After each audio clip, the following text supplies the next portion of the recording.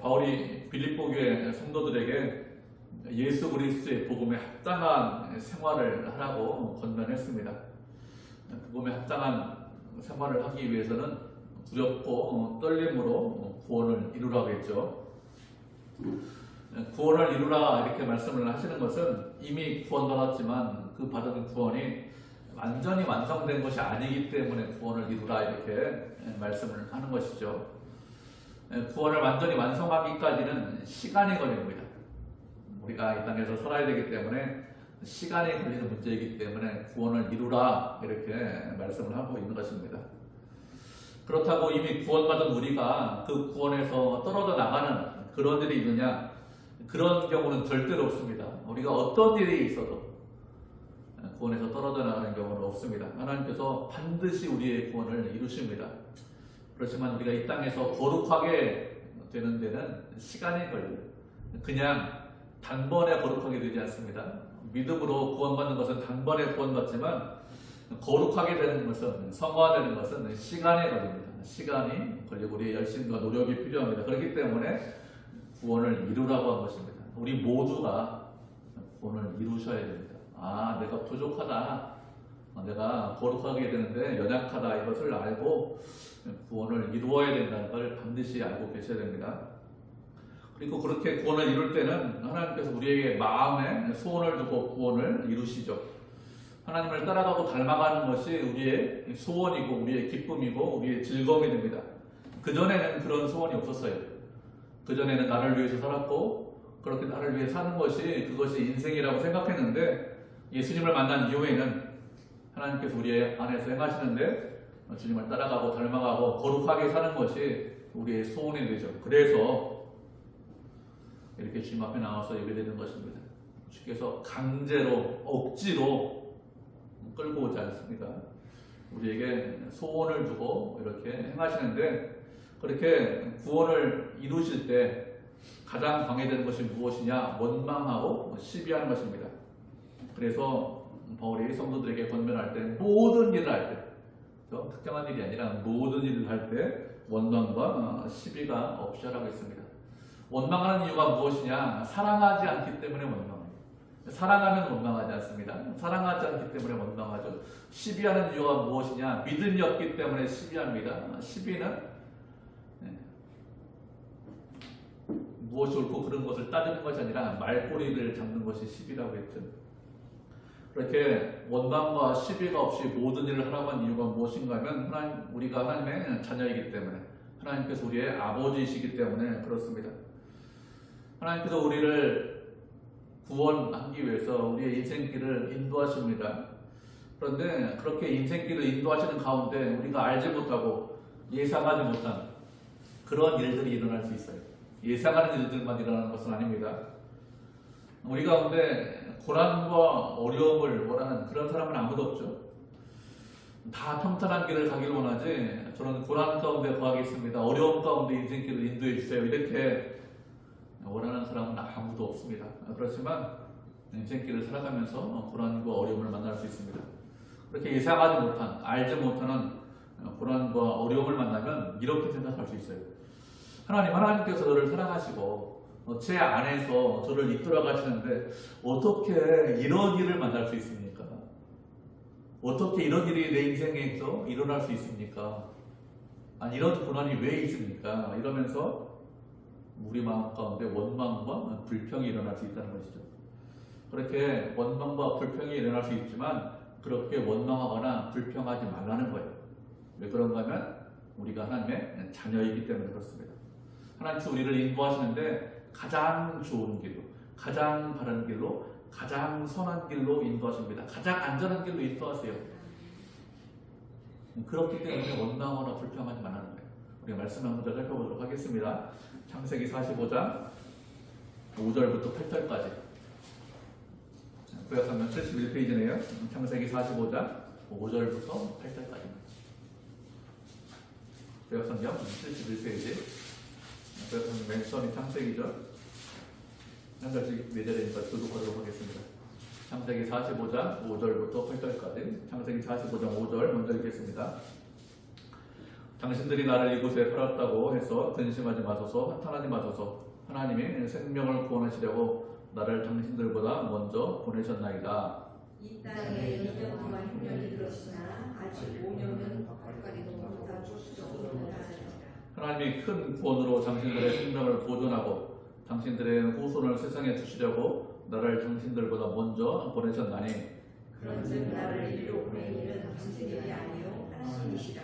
하나님이 나를 바로에게 아버지로 삼으시고 그 온 지를 주로 삼으시며 내 온 땅의 통치자로 삼으셨나이다. 아멘. 이 창세기 45장 말씀은 형들이 양식이 다 떨어졌는데 양식을 사러온, 쌀을 사러온 형들에게 요셉이 하는 말이죠. 형들은 요셉을 시기하고 질투했습니다. 미워했습니다. 그래서 애굽엔 노예로 팔아버렸어요. 요셉은 보디발의 집에 팔려가서 10년 동안 노예로 살았습니다. 그런데 그 보디발의 집에서 보디발의 아내의 모함 때문에 감옥에 가게 되었습니다. 감옥에서 2년 이상 살았습니다. 그렇게 감옥에 있는 중에 바로의 꿈을 하나님의 은혜로 해몽을 해서 감옥에서 나와서 총리가 되었죠. 요셉의 생애를 보면 10년 이상 고생했습니다. 그런데 창세기 말씀을 쭉 읽어보시면 그것 때문에 요셉이 원망하거나 불평했다 이런 말씀이 전혀 없어요. 요셉은 자신이 원하는 인생이 아닙니다. 자신이 원하지 않은 그런 인생을 살았습니다. 총리를 되겠다, 애굽의 총리가 되겠다 이렇게 생각한 적이 없습니다. 형에게 그냥 나는 형들이 나한테 절할 거야 이렇게 꿈을 자랑하는 철없는 그런 젊은 청년이었습니다. 그런 청년을 하나님께서 원하시는 것은 무엇이냐? 애굽의 총리로 만드시기를 원하셨습니다. 아무런 불안도 없고 아무런 어려움도 없이 그냥 애굽의 총리가 될까요? 세상이 어떤지 알지 못합니다. 사람들이 무엇 때문에 고민하는지, 무엇 때문에 힘들어하는지 이런 것들을 알지 못하면서 총리가 되면 그 사람이 나라를 잘 다스릴 수 있을까요? 세상도 잘 모르고 인간도 잘 모르고 어려움도 알지 못하는 사람이 나라를 통치하면 그 나라가 평안할까요? 그렇지 않겠죠. 좋은 것도 알아야 되고 나쁘고 힘든 것도 알아야 됩니다. 그래야 잘 통치하지. 그렇지 않으면 잘 통치 못하겠죠. 그래서 하나님께서 어떻게 하셨습니까? 잘 통치할 수 있는 사람을 만들기 위해서 30살의 총리가 되게 하셔야 하기 때문에 그 인생에 불안과 어려움을 허락하셨습니다. 일반 사람들이 겪지 않는 노예로 10년 동안, 우리가 노예로 10년 동안 살면 어떻게 될까요? 그런 불안과 어려움을 허락하셨습니다. 감옥에서 2년 이상 살았습니다. 하나님께서 원하시는 사람을 만들기 위해서 그렇게 하신 것이죠. 요셉 개인의 입장에서 한번 생각해 보시기 바랍니다. 겪지 않아도 되는 고난입니다. 그냥 평범하게 살아도 돼요. 평범하게 살아도 행복하게 살 수 있습니다. 평범하게 행복하게 사는 거 그렇게 나쁘지 않아요. 그런데 하나님께서 선택하셔서 특별한 일을 하도록 하셨습니다. 그렇게 고난과 어려움이 있을 때 말씀드린 대로 요셉이 잘한 일이 무엇이냐? 하나님께서 자신을 인도하심을 믿고 원망하거나 불평하지 않았습니다. 힘들고 어려운 부분이 있어요. 억울한 부분이 분명히 있습니다. 그런데 그것 때문에 원망하거나 불평하거나 하나님을 떠나지 않았습니다. 하나님 어떻게 이럴 수 있습니까? 이렇게 말하지 않았다는 거예요. 오히려 어떻게 하죠? 형들을 위로합니다. 형님들 나를 이곳에 보냈다고 근심하거나 한탄하지 마십시오. 하나님께서 이렇게 하셨습니다. 하나님께서 생명을 구원하기 위해서 당신들과 당신들의 자손들의 생명을 구원하기 위해서 이렇게 하신 거예요. 이렇게 하면서 형들을 위로했습니다. 그의 인생을 하나님께서 인도하심을 굳건하게 믿고 있었습니다. 그래서 원망하거나 불평하지 않은 것입니다. 이것이 요셉의 믿음이고 이것이 요셉에게서 우리가 본받을 점입니다. 하나님께서 우리에게 원하시는 삶이 있습니다. 각자 다 달라요. 그렇지만 분명한 것은 하나님께서 우리의 아버지십니다. 그 아버지는 선하신 분입니다. 우리를 언제나 선하게 인도하십니다. 좋은 길로 인도하십니다. 선하게 인도하실 때 사망의 음침한 골짜기를 지날 수가 있습니다. 그렇게 고난과 어려움이 있을 수 있습니다. 그렇지만 주님께서 주의 지팡이와 막대기로 우리를 지키고 보호하십니다. 주님을 끝까지 믿고 의지하고 인도하시면 주의 은혜와 사랑을 경험할 수 있습니다. 그렇지 않고 하나님을 믿지 못하고 원망하고 불평합니다. 그러면 하나님께서 우리를 사랑하신다는 것, 우리에게 은혜 주신다는 것을 깨닫기가 상당히 어렵습니다. 그렇기 때문에 원망이나 불평하는 것이 아니라 주님만 믿고 의지하셔야 됩니다. 주님을 믿고 의지하는 것, 그것이 자녀인 우리가 할 일이죠. 15절을 보면 하나님께서 자녀인 우리에게 원하시는 것이 있습니다. 무엇이라고 말씀하셨냐면 흠없는 자녀가 되기를 원하신다고 했어요. 15절을 보면 흠이 없고 순전하고 또 흠없는 자녀가 되기를 원한다 이렇게 말씀하고 있죠. 흠이 없다는 것은 윤리적으로 도덕적으로 완벽하다 이런 의미를 가지고 있습니다. 이것은 세상 사람들이나 주변 사람들이 보기에 나쁘거나 악한 일을 하지 않는다, 이것이 흠이 없는 것입니다. 사람들은 우리의 내면은 볼 수 없습니다. 무슨 생각을 하고 있는지, 어떤 마음을 갖고 있는지 이런 내면은 보지 못하죠. 외형적인 삶만 바라볼 수 있습니다. 우리가 예수 믿는데 우리 주변 사람들이, 내 곁에 있는 사람들이, 우리 가족들이 우리 믿는 사람들을 아주 주의 깊게 살펴봅니다. 예수 믿는 사람들이 어떻게 사는지, 가정에서, 직장에서, 모임에서 어떤 삶을 살고 있는지, 어떤 말을 하는지 이렇게 바라보고 있는데, 그때 우리가 도덕적으로, 윤리적으로 살아가는 것입니다. 주변에 있는 사람들은 하나님을 바라볼 수 없습니다. 오직 볼 수 있는 것은 우리만 바라볼 수 있습니다. 우리를 보면서, 우리가 윤리적으로 사는 것을 바라보면서, 아, 저 사람이 믿는 하나님 믿을만하네, 이렇게 생각하죠. 하나님께서 우리에게 원하시는 것은 세상에서 자녀답게 살기를 원하십니다. 자녀답게 사는 것, 외형적으로요, 그것이 하나님의 뜻입니다. 다음으로 말씀하신 것이 순전해야 된다, 15절을 보면 그렇게 말씀하고 있죠. 순전해야 된다는 것은 순수하고 정결해야 된다 이런 뜻입니다. 그러니까 내면적인 것을 말합니다. 외형적으로 도덕적으로 살고 윤리적으로 사는 것, 그것뿐만 아니라 내면적으로도 그렇게 살아야 된다는 것이죠. 우리는 외형적으로는 거룩하게 사는 것처럼 보일 수 있습니다. 그런데 내면은 그렇지 않을 수 있죠. 사람은 얼마든지 겉과 속이 다를 수 있습니다. 그런데 순전하다는 것은 내면적인 것도 순수하다는 것입니다. 외적인 것도 죄를 멀리하고 내적인 것도 죄와 악을 멀리하는 것이죠. 겉과 속이 다르지 않다는 것입니다. 우리가 죄와 악을 멀리하려면 어떻게 될까요? 어떻게 해야 그러면 내면적으로도 순수할 수 있습니까? 말씀을 한 번 더 살펴보도록 하겠습니다. 예레미야 15장 16절입니다. 구약성경 1075페이지, 이사야 다음에 예레미야죠. 예레미야 15장 16절입니다. 시가서 다음에 선지서인데 이사야, 그다음에 예레미야 이렇게 됩니다. 구약성경 1075페이지, 예레미야 15장 16절. 성경을 많이 찾기 때문에 순서를 좀 외우시는 게 좋습니다. 예레미야 15장 16절 찾으셨죠? 한 절에 있고 우리 한 목소리로 같이 읽겠습니다. 시작. 만군의 여호와, 만군의 하나님 여호와시여, 나는 주의 이름을 일컬음으로 받는 자라. 내가 주의 말씀을 얻어 먹었사오니 주의 말씀은 내게 기쁨과 내 마음의 즐거움이니라. 이 말씀은 이 예레미야 선지자가 무엇 때문에 기쁘고 무엇 때문에 감사하고 즐거운지 고백하고 있는 말씀입니다. 하나님께서 그를 어릴 때부터 선지자로 불러주셨습니다. 그가 선지자로 부름을 받았기 때문에 어릴 때부터 백성들에게 말씀을 전하는 자가 되었는데 어떻게 알고 있죠? 주의 말씀을 얻어 먹었다고 했습니다. 주의 말씀을 얻어 먹었다는 것은 주님께서 예레미야를 통해서 하나님께 예레미야를 통해서 백성들의 말씀을 하셨는데 그 말씀을 예레미야가 먼저 받은 이후에 그 말씀대로 먼저 살았다는 것입니다. 먹었다는 것은 완전히 소화를 시켰다는 것이죠. 주님께서 말씀하셨는데 그 말씀을 묵상하고 묵상해서 아, 이 말씀이 이런 뜻이구나, 그리고 그 뜻대로 살았기 때문에 받아 먹었습니다, 이렇게 고백을 하고 있는 것이죠. 우리가 죄와 악을 멀리할 수 있는 방법이 무엇이냐?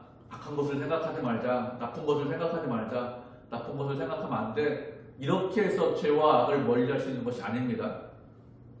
그런다고 악한 것이 우리 마음 가운데서 떠오르지 않나요? 그렇지 않습니다. 그렇게 생각해도 계속해서 떠오르죠. 어떻게 해야 죄와 악을 멀리할 수 있죠? 예레미야처럼 주님의 말씀을 먹어야 합니다. 다시 말하면 주의 말씀을 계속해서 묵상하고 묵상해서 완전히 자신의 말씀을 받아들이고 그 말씀대로 살려고 해야 돼요. 언제나 말씀이 마음 가운데 있어야 됩니다. 다른 사람을 시기하고 미워하고 질투하고 악한 생각이 떠오를 때 그때마다 마음 가운데 말씀이 있어야 됩니다. 마음에 말씀이 있어서 그 말씀을 묵상해야 됩니다. 그래야 죄와 악을 악한 생각을 멀리할 수 있습니다. 그렇지 않으면 멀리하지 못해요. 사람들이 보통 이렇게 이야기하죠. 우리 마음에 두 마리의 개가 있다. 흰 개도 있고 검은 개도 있다. 그런데 한쪽 개에게 먹을 것을 많이 주면 다른 쪽 개가 비실비실거린다 이렇게 이야기하죠. 흰 개에게 먹을 것을 많이 주면 검은 개가 비실비실하고 검은 개에게 먹을 것을 많이 주면 흰 개가 비실비실한다 이렇게 합니다. 말씀을 많이 묵상하고 말씀과 함께하는데 시간을 많이 보내면 그러면 죄와 악이 비실거립니다. 그 반대로 말씀을 멀리하면 내가 죄와 악 가운데 거할 수밖에 없습니다. 순전하라 라는 것은 우리의 내면이 하나님 보시기에 합당해야 된다 이런 뜻입니다. 그렇게 하기 위해서는 우리가 늘 말씀을 묵상하고 말씀과 함께 하셔야 됩니다. 우리에게 원하시는 것은 모든 면이 순전하길, 겉과 속이 다 순전하길 원하시죠. 15절을 보면 또 다음으로 말씀하시는 것은 흠없는 자녀가 되어야 된다 이렇게 말씀하셨습니다. 흠없는 자녀가 된다는 것은 아무런 잘못도 없는 자녀가 되어야 된다 이런 뜻입니다. 흠없는 자녀라고 했습니다. 왜 흠없는 자녀가 되어야 된다고 말씀하실까요? 왜 그런가 하면 우리의 아버지가 하나님이시기 때문에 그렇습니다. 여러 번 말씀드렸는데 세상에서는 하나님께서 온전하신 것 같이 너희도 온전하라 이렇게 가르치는 윤리와 도덕은 없습니다. 하나님께서 당신의 자녀에게만 우리에게만 하나님이 온전하신 것 같이 너희도 온전하라 이렇게 말씀하십니다. 하나님께서 우리에게 원하시는 것은 아무런 흠도 티도 없는 그런 자녀가 되기를 원하십니다. 하나님께서 언제나 우리에게 당신의 기준을 양보하지 않으십니다. 세상이 악하기 때문에 우리가 부족하고 연약하기 때문에 그래 그 정도 살았으면 그 정도 생각이면 그래 잘했어 훌륭해 뛰어나 충분해 이렇게 양보하지 않으세요. 양보하지 않으신다는 것은 다른 말로 무슨 뜻이냐? 우리를 끝까지 책임지신다. 우리를 끝까지 그렇게 만드시겠다는 것입니다. 아브라함에게 이삭을 바쳐라 이렇게 말씀하셨습니다. 그렇게 이삭을 바쳐라 말씀하실 이유가 있나요? 그전에도 믿음으로 잘 살았는데 그럴 필요 없죠. 그런데도 그렇게 하셨어요. 일부러 그렇게 하셨습니다. 왜요? 아브라함을 믿음의 조상으로 만들기 원해서 그렇게 하신 겁니다. 하나님께서 계획하셨습니다. 준비하셨습니다. 시행하셨습니다. 그런데 그런 것에 대해서 절대로 양보하지 않으십니다. 반드시 이루십니다. 왜요? 우리를 사랑하시기 때문에 우리와 함께 하시기 때문에 양보하지 않으십니다. 그렇기 때문에 우리에게 무엇이라고 말씀하신다고요? 흠 없는 자녀가 되어라, 티 없는 자녀가 되어라, 죄 없는 자녀가 되어라 이렇게 말씀하시는 것입니다. 하나님께서 우리에게 당신의 흠 없는 자녀가 되라고 하셨는데 어디에서 흠 없는 자녀가 되라고 하셨습니까? 어디에서 흠 없는 자녀가 되라고 하셨는가 하면 어그러지고 거스르는 세대 가운데서 흠 없는 자녀가 되라고 했습니다. 하나님께서 우리에게 말씀하시기를 세상의 소금이고 세상의 빛이라고 말씀하셨습니다. 세상이 아니라 다른 곳에서 소금되고 빛이 되어라 이렇게 말씀하신 적이 없으시죠. 우리에게 거룩하게 살아야 된다 이렇게 말씀하셨는데 세상에서 거룩하게 살아야 된다 이렇게 말씀하셨습니다. 하나님께서 우리에게 거룩하게 살라고 하셨는데 거룩하게 살기 위해서 어떻게 되지? 수도원에 들어가야 되냐? 기도원에 가서 맨날 기도만 해야 되냐? 잘못된 생각이죠? 아닙니다. 세상에서 우리가 살고 있는 직장에서 가정에서 모임에서 거룩하게 살라 이렇게 말씀하셨습니다.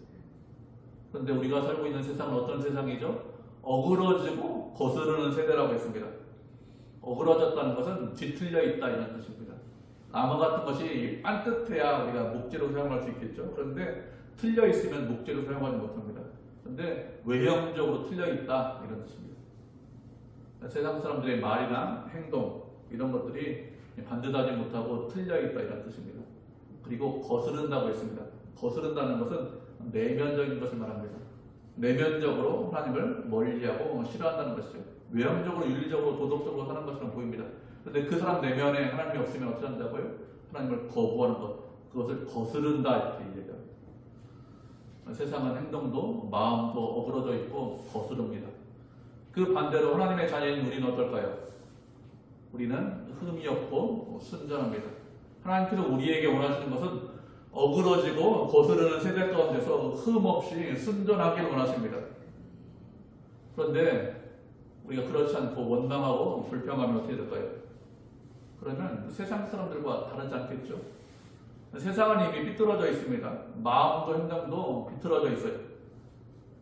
그런 세상 가운데서 우리에게 원하시는 것이 무엇이냐? 세상과 다르게 살기를 원하십니다.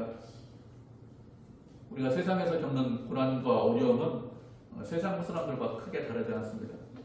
세상 사람들과 비슷한 고난 겪어요. 대부분의 문제가 경제적인 문제거나 건강의 문제거나 자녀의 문제거나 관계의 문제 이런 것들 때문에 고난과 어려움을 겪습니다. 세상 사람들도 그렇게 고난과 어려움을 겪고 우리도 마찬가지입니다. 우리가 만나는 문제가 더 특별하고 더 대단한 문제를 만나느냐? 그렇지 않습니다. 비슷한 문제 만납니다. 그렇게 고난과 어려움 가운데 그런 문제를 당할 때 원망하거나 불평하지 말라는 것입니다. 왜 그렇죠? 우리가 하나님의 자녀이기 때문에. 하나님의 자녀라는 것은 하나님께서 우리의 모든 것을 지키고 보호하심을 믿는 사람들이기 때문에 그렇습니다. 그래서 원망하거나 불평하지 말라는 것입니다. 세상은 어그러지고 거스릅니다. 하나님 앞에서 원망하고 불평합니다. 그렇지만 우리는 순전하고 흠이 없어요. 그렇기 때문에 원망하거나 불평하지 않죠. 끝까지 주님을 믿고 의지합니다. 주님께서 함께 하심을, 주님께서 인도하심을 의심하지 않습니다. 그렇게 의심하지 않고 원망하지 않고 불평하지 않고 사는 것, 그것이 자녀로 사는 것이죠. 원망하지 않으셔야 됩니다. 불평하지 않으셔야 됩니다. 자녀로 살기를 원하십니다. 세상은 어그러지고 거스러집니다. 그렇게 살지를 않기를 원하시죠. 이렇게 우리가 순전하게 살기를 원하시는데 15절 하반절에 무엇이라고 말씀하셨습니까? 15절 하반절을 보면 그들 가운데서 빛들로 나타내시며 이렇게 말씀하고 있습니다. 하나님께서 원하시는 것은 무엇이냐? 세상 가운데서 빛들이 되기를 원하십니다. 우리는 이미 존재 자체가 소금이고 이미 존재 자체가 빛이죠. 그런데 그 빛이 더 크고 더 밝고 더 환하게 드러나기를 원하십니다. 작은 빛만 바라는 것이 아니라 그 빛이 점점 밝아지기를, 더 크게 되기를 원하십니다. 우리가 말씀 한 구절 살펴보도록 하겠습니다. 마태복음 5장 14절부터 16절까지 말씀 살펴보도록 하죠. 신약성경 5페이지 마태복음 5장 14절부터 16절까지 말씀입니다. 세 절이니까 우리 한 목소리로 같이 읽겠습니다. 마태복음 5장 14절부터 16절까지 말씀 찾으셨죠? 같이 읽겠습니다. 시작. 너희는 세상의 빛이라. 산에 있는 동네가 숨겨지지 못할 것이요 사람이 등불을 켜서 말 아래 두지 아니하고 등경 위에 두나니 이러므로 집안 모든 사람에게 비추느니라. 이같이 너희 빛이 사람 앞에 비치게 하여 그들로 너희 착한 행실을 보고 하늘에 계신 너희 아버지께 영광을 돌리게 하라. 아멘. 예수님께서 우리들에게 세상의 빛이라고 하셨습니다. 우리 존재 자체가 빛이다 이런 뜻이겠죠. 그렇기 때문에 산 위에 있는 동네가 숨기지 못한다고 했습니다. 예수님 당시에는 산 위에, 전쟁 때문에 산 위에 동네가 있었는데 그렇게 산 위에 있어도 우리가 빛이기 때문에 빛이 있으면 동네가 숨기지 못하고 다 드러난다는 것이죠. 빛이 있으면 무엇이든지 다 드러납니다. 우리가 어그러지고 거스르는 세대 가운데서 빛으로 있으면 세상에 있는 모든 것이 다 드러나죠. 그렇게 세상에 있는 것이 다 드러나도록 빛으로 살아라 이런 뜻입니다. 그렇게 빛으로 있으면서 세상이 약하다는 것을, 세상이 어그러지고 거스른다는 그런 세대라는 것을 깨닫게 해라 이런 뜻입니다.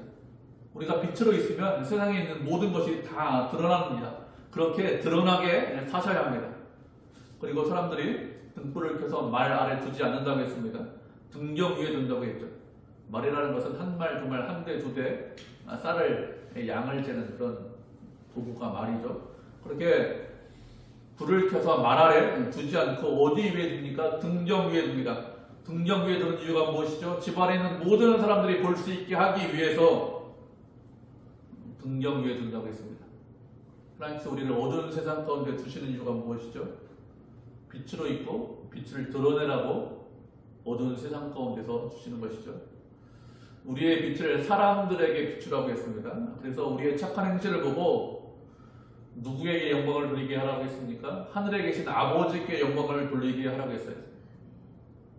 착한 행실을 보고 우리 자신에게 영광을 돌리는 것이 아니라 저 사람 하나님 믿기 때문에 하나님의 자녀이기 때문에 착하게 사는 거야. 이렇게 하라는 것이죠. 순진하게 살라. 세상이 악한데 그냥 순수하게 살라. 이런 뜻이 아닙니다. 세상이 악하다는 거 알아요. 추하고 더럽다는 것을 알고 있습니다. 그렇지만 순전하게 흠없이 살라는 것입니다. 그래서 하나님께 영광을 돌리게 하는 거예요. 우리는 말이나 행동에서 우리가 하나님의 자녀임을 드러낼 수 있어야 됩니다. 바르게 말하고 바르게 행동할 수 있어야 됩니다. 그래야 하나님의 자녀인 것이 드러나죠. 직장에서, 가정에서, 모임에서 그렇게 하셔야 됩니다. 또 마음도 순전하셔야 됩니다. 세상 사람들 본받고 세상 사람들 따라가지 마시기 바랍니다. 세상의 유행, 세상의 풍조에 휩쓸리지 마시기 바랍니다. 하나님께서 당신의 자녀인 우리를 세상에 어두운 세상 가운데 주셨다는 것을 잊지 않으셔야 됩니다. 세상은 뭐라고 말하는가 하면 대단한 일을 하고 뛰어난 일을 하고 훌륭한 일을 하면 그러면 빛이 될 것이다 이렇게 말을 해요. 그런데 그건 세상의 생각이죠. 하나님께서는 그렇게 말씀하신 적이 없습니다. 대단한 일을 해서 빛이 된다면 상당히 불공평합니다. 왕의 아들, 귀족의 아들, 힘 있는 사람의 아들로 태어나면 그러면 대단한 일을 할 수 있는 그런 확률이 상당히 커요. 그런데 하나님께서 그렇게 말씀하시지 않았습니다. 순전하고 흠없이 생활해서 빛들로 나타내라 이렇게 말씀하고 있습니다. 순전하고 흠없는 것은 누구나 다 할 수 있죠. 힘 있는 사람은 하고 힘없는 사람은 하지 못하나요? 건강하면 하고 건강하지 못하면 하지 못하나요? 많이 배우면 하고 못 배우면 그렇게 못합니까? 젊으면 할 수 있고 나이 많으면 못하나요? 그렇지 않죠. 누구나 다 할 수 있고 누구나 다 해야 됩니다. 하나님께서 당신의 자녀인 우리에게 공평하게 하시죠. 어떤 환경에 처해 있든지 어떤 상황에 처해 있든지 당신의 자녀로 빛으로 살기를 원하십니다. 그래서 순전하라고 하시는 거예요. 나는 환경이 안 좋기 때문에 순전할 수 없어. 나는 악한 환경이야. 난 나쁜 환경이야. 나같이 고생하면 해봐. 이렇게 말씀하시지 않아야 합니다. 어떤 환경에 처해 있든지 할 수 있어요. 할 수 있기 때문에 이렇게 말씀하시는 것입니다. 주님을 따라가고 닮아가셔야 됩니다. 사람들이 우리를 보고 저 사람 당신의 하나님의 자녀야. 그렇게 하면서 주님께 영광을 돌리게 하셔야 됩니다. 그게 하나님께서 우리에게 원하시는 거예요. 그렇지 않고 원망하거나 불평하지 않으셔야 됩니다. 그리고 16절에서는 무엇이라고 말씀하셨습니까? 생명의 말씀을 밝혀 이렇게 말씀하고 있습니다. 하나님의 자녀이기 때문에 우리가 어그러지고 거스르는 세대 가운데 살 일이 무엇이냐? 생명의 말씀을 밝히는 것입니다. 그냥 말씀을 밝혀야 된다 이렇게 말씀하지 않고 무엇이라고 말씀하고 있죠? 생명의 말씀을 밝혀야 된다 이렇게 말씀하고 있습니다. 왜 생명의 말씀이라고 말씀을 하고 있을까요? 생명의 말씀이라고 말씀하고 있는 것은 우리가 믿고 의지하는 예수 그리스도에게만 생명이 있기 때문에 그렇습니다. 세상에는 생명이 없습니다. 오직 그리스도 안에만 생명이 있습니다. 그래서 세상 가운데 살 일이 무엇이냐? 그리스도 안에만 생명이 있다는 것을 밝혀야 됩니다.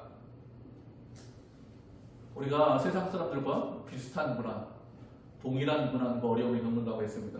그렇게 동일하고 비슷한 고난과 어려움을 겪을 때 우리에게 나오는 반응은 다르게 나오셔야 됩니다.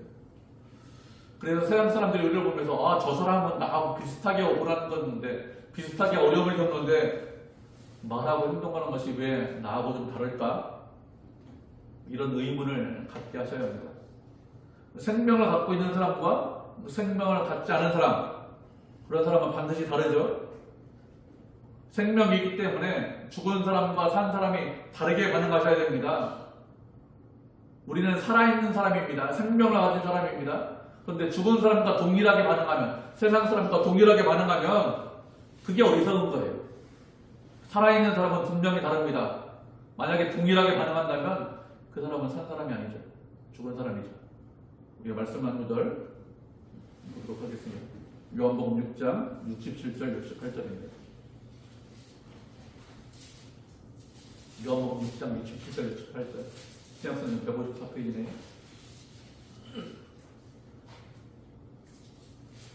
요한복음 6장 67절 68절 시작성경 154페이지 주절이니까 우리 한 목소리로 같이 읽겠습니다. 시작.